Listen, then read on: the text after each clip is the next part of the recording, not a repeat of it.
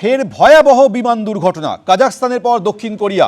দুর্ঘটনার কবলে যাত্রীবাহী বিমান মুয়ান বিমানবন্দরে মাটি ছোঁয়ার আগে নিয়ন্ত্রণ হারিয়ে দেওয়ালে ধাক্কা, আগুন ধরে যায়। 179 জনের মৃত্যু হয়।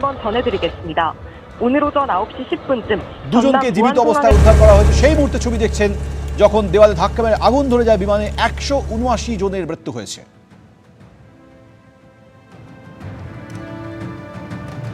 제보에 따르면 비행기는 착륙 중에 랜딩 기어가 내려오지 않았고 착륙한 뒤 활주로를 이탈해 공항 담장 잭사지가 폭발했다고 합니다. 다시 한번 전해드리겠습니다.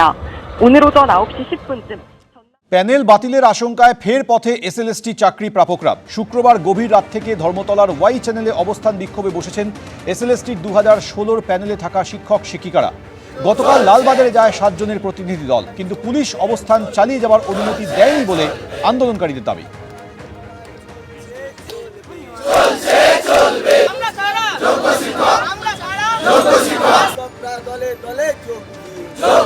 ঐশী মুখোপাধ্যায় এই মুহূর্তে সরাসরি রয়েছে আমাদের সঙ্গে। ঐশী, পুলিশ তো অনুমতি দেয়নি বলে বিক্ষোভকারীরা দাবি করছেন, সেক্ষেত্রে এবার তারা কি করবে? একেবারেই সৌমেন, গতকাল 7 জনের প্রতিনিধি দল লালবাজারে গিয়েছিল এই ওয়াই চ্যানেলে অবস্থান চালিয়ে নিয়ে যাওয়ার দাবিতে, কিন্তু সেখানে পুলিশ তাদেরকে অনুমতি দেয়নি। তা সত্ত্বেও কিন্তু 2 রাত কেটে গিয়েছে, তারা কিন্তু সেই আন্দোলন চালিয়ে যাচ্ছেন, প্রতিবাদ চালিয়ে যাচ্ছেন এবং নিজেদের দাবিতে অনড় থেকে তারা তাদের প্রতিবাদে দৃঢ় প্রতিজ্ঞ হয়ে রয়েছেন। গতকাল তো পুলিশ আপনাদেরকে পারমিশন দিল না এখানে বসার, এরপরে কিভাবে ভাবছেন? দেখুন, পুলিশের কাজ করবে, কিন্তু আমাদের তো জীবন জীবিকা বাঁচানোর লড়াই। তাহলে এই লড়াইয়ের কাছে অন্য কিছু বড় হয়ে উঠতে পারে না। আমরা আমাদের লড়াই চালিয়ে যাব।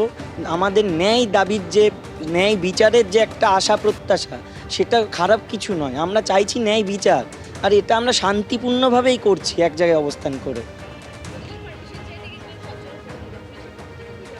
পুলিশের পক্ষ থেকে বলা হয়েছিল যে আমরা ভাবনা চিন্তা করছি ম্যাটারটা অনেকক্ষণ আলোচনার পরে, এবং পরবর্তীতে আমরা পারমিশন পাইনি।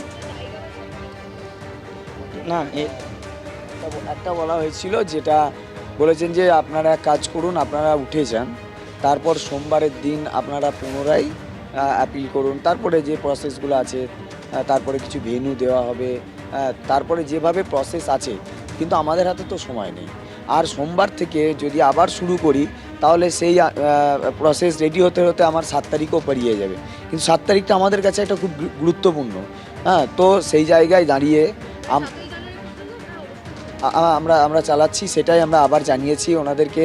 আমরা রিকোয়েস্টও করেছি যাতে, কারণ আমরা বারবার ওনাদেরকে রিকোয়েস্ট করছি, আমরা এখানে এমন একটা জায়গায় অবস্থান করছি। দেখো সৌমেন, 7 তারিখে সুপ্রিম কোর্টে শুনানি রয়েছে এবং তার আগে পর্যন্ত তারা বলছেন যে এসএসসির কাছে আবেদন করে, রাজ্য সরকারের কাছে আবেদন করে, সঠিক কৌশলী নিয়োগ করে তাদের যে বক্তব্য তা সুপ্রিম কোর্টে পেশ করার জন্য তারা যে প্রতিবাদে নেমেছে, সেই প্রতিবাদ, সেই দাবি দেওয়া তারা চালিয়ে যাবেন এবং 7 তারিখ শুনানির দিকে তারা তাকিয়ে রয়েছে। সৌমেন, ধন্যবাদ ঐশী। অন্যদিকে গতকাল কেন্দ্রীয় শিক্ষা প্রতিমন্ত্রীর দ্বারস্থ হয়েছিলেন 2016 এসএসসি চাকরি প্রাপকরা। সুকান্ত মজুমদারের সঙ্গে সাক্ষাৎ করেন তারা। আন্দোলনকারীদের পাশে থাকার বার্তা দিয়েছেন সুকান্ত মজুমদার।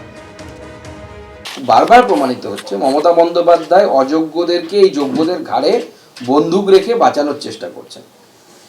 যোগ্য এবং অযোগ্য এসএসসি বাছাই করে দিতে পারে। এসএসসির কাছে সমস্ত তথ্য প্রমাণ আছে, সমস্ত কিছু আছে, এমনকি ওএমআর শিটের কপি আছে, অরিজিনাল ওএমআর শিট।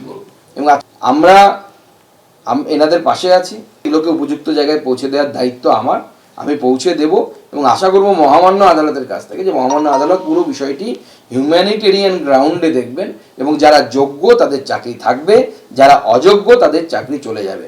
অনেকেই বলছেন সবাই অযোগ্য, সবাই অযোগ্য নয়, এটা ভারতীয় জনতা পার্টি বিশ্বাস করে না, আমি বিশ্বাস করি না। আমরা পরিষ্কার, আমাদের স্ট্যান্ড একদম ক্লিয়ার এবং লাউড। সেটা হচ্ছে কিছু আছেন যোগ্য, যাদের শিক্ষক হিসেবে তাদের বেশিরভাগটাই যোগ্য, আর বাকিটা অযোগ্য।